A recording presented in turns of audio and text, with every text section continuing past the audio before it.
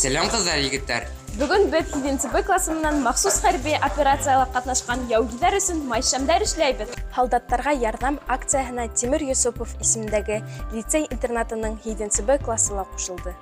Хәрби махсус операцияларга яугирлар өчен блиндаж шәмдәре яһау буенча өмә оештырды. Кызлар, егетләр, бүгенге сара турында әйтеп китегез әле. Бүген без үдебезнең класс менән яугирләребезгә май шәмдәр эшләйбез һәм үдебезнең йөрәк йылыбызны тапшырабыз. Шәмдәрне яһау өчен әзерлек эше алып барылды. Лицей-интернат ашнакчылары, ата-әсәләр консерв һавыттар йыйды. Мәстәле районы Ләмәстамак авылында яшәүче Фидель Фәхретдин улы Шабаков та яугирларыбызга ярдәмем булһын дип 10 килограммга якын әзер балавыз бирде. Тәүдә укучылар блиндаж шәмен эшләү технологиясын өйрәнделәр. Бана бында хәзер ирене инде, хәзер ошылай итеп консервларга тултырабыз һәм уның әлбәттә бер сутка көтәргә кирәк катканын.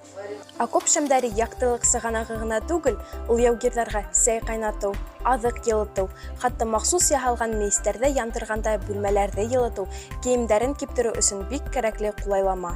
Бындай шәмдәрнең төтене лә, еҫе лә булмай. Тагы ла улар 5-7 сәгать оҙайлығында яныу менән кулайлы. Һеҙ ошондай акцияларда тәүге тапкыр катнашаһығыҙмы?